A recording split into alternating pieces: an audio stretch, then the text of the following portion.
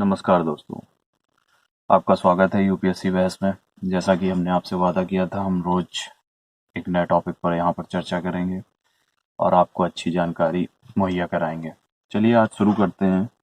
मेरे आज के टॉपिक का नाम है भारत में यूरोपियंस का आगमन। जैसा कि बहुत ही कम लोग जानते हैं कि हिंदुस्तान में जो अंग्रेज आए थे उनसे पहले भी कुछ आक्रमणकारियों ने हिंदुस्तान में अपना वर्चस्व जमाने की कोशिश की थी। तो बात है ये सन 1498 की, जब पहली बार पुर्तगाली हिंदुस्तान आए थे। जो वास्को डी गामा जो कहा जाता है, जिसने भारत की खोज की, उसने भारत की खोज नहीं की थी, उसने भारत आने के लिए समुद्री जो मार्ग था उसकी खोज की थी। उससे पहले भी भारत की खोज में तमाम यात्री निकले थे, तमाम खोजने वाले लोग निकले थे भारत की खोज को समुद्री मार्ग के थ्रू। जिनमें से एक नाम आपका कोलंबस का भी आता है। वो भारत खोजने निकला था, पर उसने अमेरिका के समुद्री मार्ग की खोज की। चलिए शुरुआत करते हैं, हम आपको जानकारी देते हैं। पहले सबसे पहले हिंदुस्तान में पुर्तगाली आए थे। पुर्तगाली के बाद डच आए थे, डच के बाद अंग्रेज आए थे और अंग्रेज के बाद फ्रांसीसी आए थे।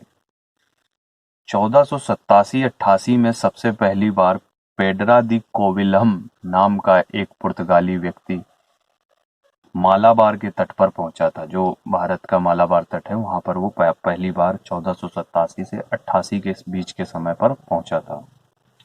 17 मई 1498 को वास्को डिगामा ने समुद्री मार्ग की खोज करी। वो भारत आया। वास्को डिगामा जो था, जिसकी मदद एक गुजराती व्यापारी ने, जिसका नाम अब्दुल मजीद था, उसने करी थी। और 1510 में पुर्तगालियों ने गोवा पर अपना शासन भी कर लिया था। 1498 में आए थे और 1510 में उन्होंने गोवा पर अपना शासन भी कर लिया था।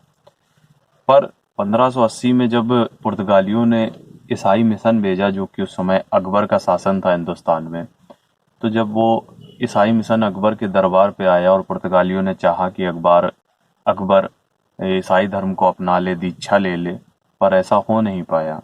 उसी समय कुछ दौरान बाद स्पेन में जो युद्ध चल रहा था पुर्तगालियों का और ईसाई धर्म का प्रचार प्रसार के लिए, जो उन्होंने बहुत ही अराजकता फैला रखी थी पुर्तगालियों ने, तो उन्होंने जो स्थानीय शासक थे उनसे शत्रुता मोल ले ली और 1612 में कुछ मुगल जहाजों को पुर्तगालियों ने लूट लिया, जिसके कारण मुगल साम्राज्य पुर्तगालियों के विरुद्ध हो गया, विरोध में आ गया, खफा हो गया और भारतीय प्रदेशों से उनको हाथ धोना पड़ा। इस तरीके से पुर्तगालियों का साम्राज्य खत्म हो गया 1612 में।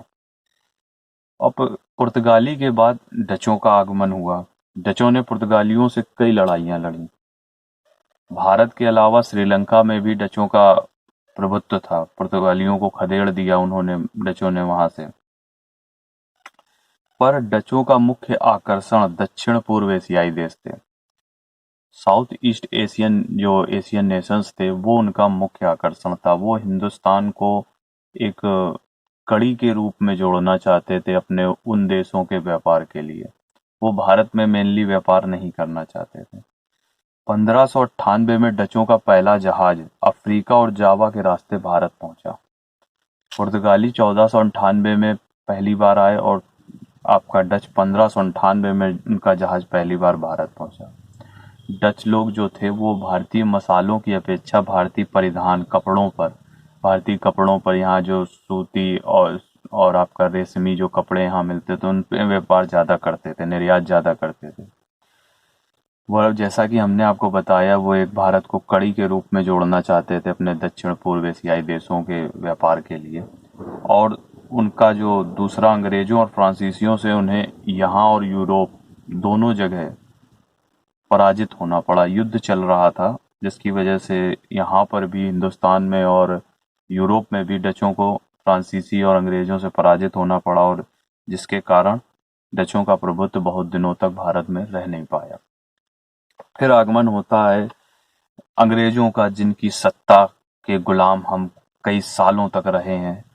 वो काफी उच्च श्रेणी के बोलना चाहूँगा, व्यापारी भी थे और साथ ही उन्होंने व्यापार के साथ साथ साम्राज्यवाद को भी आगे बढ़ाया।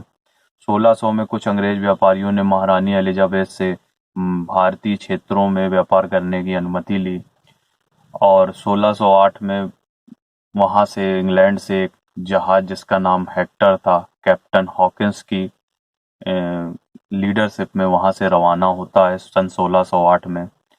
कैप्टन हॉकिंस जहांगीर के दरबार में आते हैं। ये जहाज हेक्टर जो था ये सूरत के बंदरगाह में रुकता है और वहां से कैप्टन हॉकिंस आगरा की ओर रवाना होते हैं जहां पर जहांगीर का दरबार था और उस दरबार में जाकर वो जहांगीर से अनुमति लेना चाहते हैं व्यापार करने की। पर उस समय तक पुर्तगालियों का और मुगलों का काफी अच्छा दोस्ताना था, अच्छे व्यवहार थे, अच्छे टर्म्स एंड कंडीशन थे, जिस कारणवश कैप्टन हॉकिंस को खाली हाथ लौटना पड़ता है क्योंकि पुर्तगालियों ने विरोध किया था इसका। फिर इसके बाद देखने को ये मिलता है कि 1611 में अंग्रेजों ने सावली की लड़ाई लड़ी पुर्तगालियों से, जिसमें पुर्तगाली पराजित हुए और इंग्लैंड के शासक ने थॉमस रो को अपना राजदूत बनाकर जहांगीर के दरबार में दोबारा भेजा और यहाँ पर जहांगीर के दरबार में आने पर थॉमस रो ने जहांगीर का स्वागत में उसके समक्ष उसको कई कीमती चीजें भेंट करी, पेश करी। वही चीजें जो आजकल भी आप सब समझते हैं जिसे घूस के तौर पे देखा जाता है। और सूरत पे अपने व्यापार करने की अनुमति को हासिल किया और वहां पे अपनी कंपनी की पहली कोठी को स्टैब्लिश किया। और इसी ही समय 1611 में ही फ्रांसीसियों ने भी हिंदुस्तान में व्यापार करने की अनुमति हासिल करी और व्यापार करना शुरू किया। पर फ्रांसीसियों को डचों से काफी उलझना पड़ा, काफी कठिनाइयों का सामना करना पड़ा तथा कुछ समय बाद ही अंग्रेजों ने फ्रांसीसियों को भी इस देश से रवाना किया, निकाल दिया। इस प्रकार से यूरोपियंस का, स्पेशली अंग्रेजों का उत्थान शुरू हुआ और यही हमारा आज के वीडियो का मकसद था कि भारत में यूरोपियंस का आगमन कैसे हुआ, किस तरीके से ये सारी चीज़ें आगे बढ़ी। हम इस वीडियो को आगे और ले जाएंगे। आगे हम बताएंगे अंग्रेजों का व्यापार से शुरू हुआ सिलसिला आगे साम्राज्यवाद की ओर कैसे बढ़ा। तब तक के लिए हम इस वीडियो को यहीं ख़त्म करते हैं। नेक्स्ट वीडियो में हाजिर होंगे, फिर से एक नई दिलचस्प टॉपिक को लेकर आपको जानकारी देंगे। इस वीडियो को आप लाइक करें, सब्सक्राइब करें और शेयर करें। ज्ञान बांटने से बढ़ेगा। तब तक के लिए धन्यवाद। नमस्कार।